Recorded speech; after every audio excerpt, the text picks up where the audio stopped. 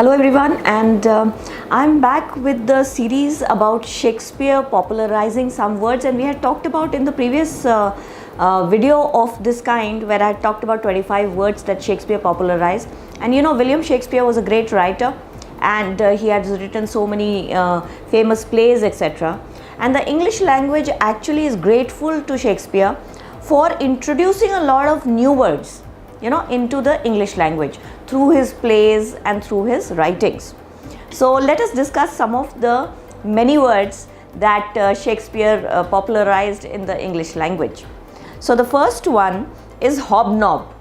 Now HOBNOB, hobnob basically means when you are interfering into somebody else's issues, when you are hobnobbing, you are trying to meet and make contacts with a lot of people.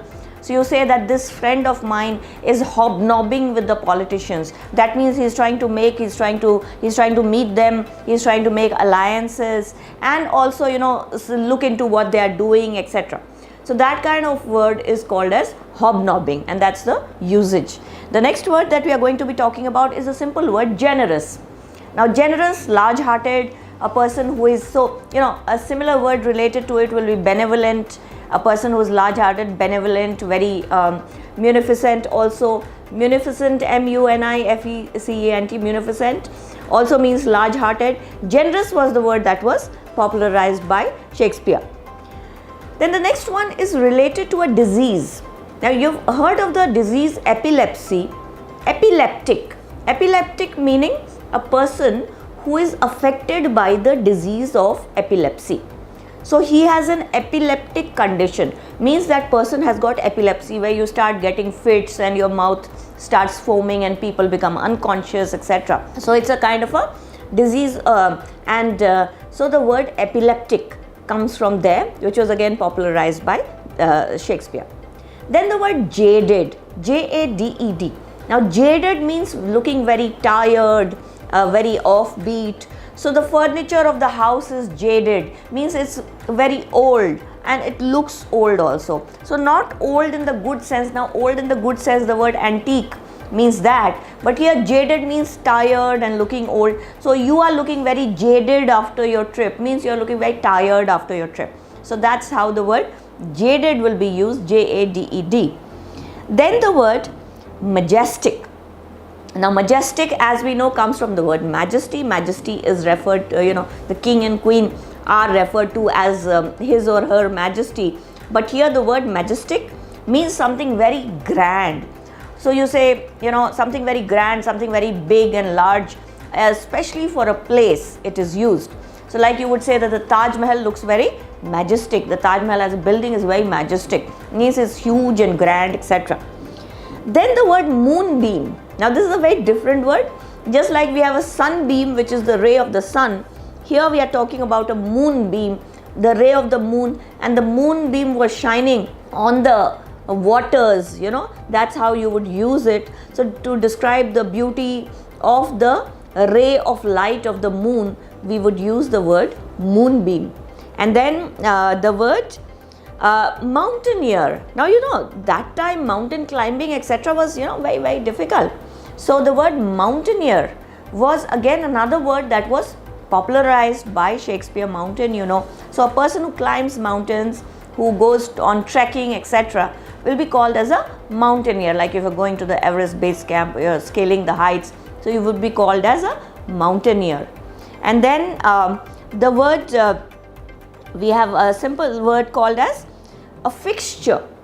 Now fixture basically means, fixed part of furnitures. So fixtures and furniture, so like if you have a cupboard in your house, it is a fixture. So that was another word that was popularized by him. And then the word equivocal. Now EQUIVOCAL.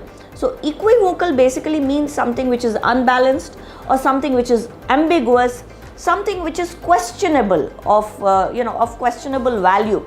So his answer was, his justification was equivocal, meaning it was not absolutely correct. You had a doubt about that answer. So something which is ambiguous or something which is questionable, we will call it as equivocal, and this was a very, very good word. Then the word circumstantial. Now circumstantial coming from the word circumstance. Circumstance means an event and happening, etc. And based on that, circumstantial evidence. Now this is used in the law courts a lot. So the situation, according to circumstance is a situation, so situational evidence, circumstantial evidence. So there was a circumstantial proof found which can be used in the course of law. So according to that particular situation, some proof, somebody, some eyewitness, so circumstantial witness or circumstantial proof is something that or you can say that this is according to a particular situation, so it was circumstantial. Then the word metamorphosize. Metamorphic is something which changes forms. So you talk about metamorphic rocks, and morph means to change. So the word metamorphize meaning to change many times. So metamorphosis as a process we see in science also, and metamorphize will be to change the form many times, and that is another word. Then the word negotiate. Now negotiate meaning you deal with somebody, you're trying to discuss and trying to bargain a deal, so you are negotiating. So in today's world, if you are wanting to become a great manager, you should have great negotiation skills where you can bargain and get a good deal. The next word is Olympian. Now Olympian coming from Olympics.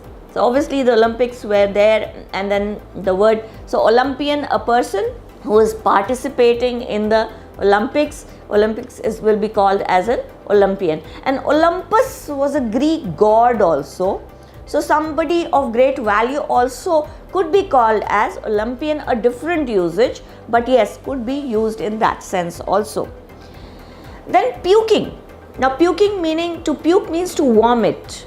So puking, vomiting, when you're unwell, you have indigestion, you vomit, you take out stuff from your mouth, it comes out involuntarily. So the word puking comes from there. And then the word grovel.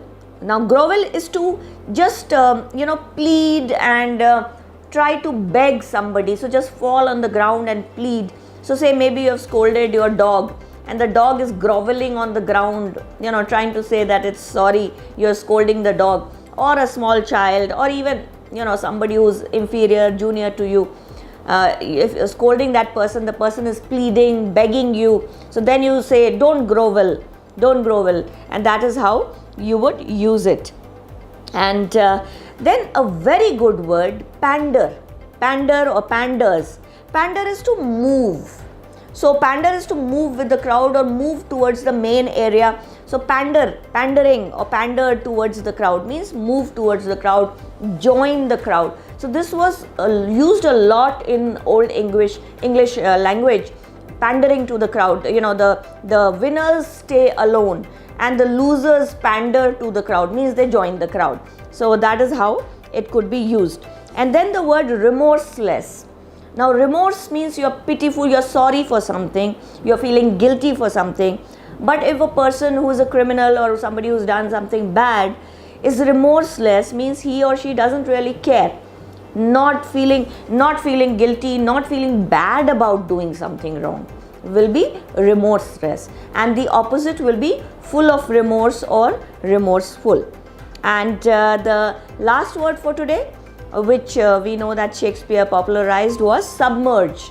Now submerged is to put into water for a very long time. So if you drown something into water, or you immerse something into water rather for a very long time, then you call it as submerged. The ship was submerged into the water, means it was immersed, it was put inside the water for a very, very long time. Or say if you want to color something, then you put that cloth inside the water, you immerse it inside the water, or you submerge it inside the water. So that's how these words are used. I hope you're liking this series. I will come back with more. Thank you very much.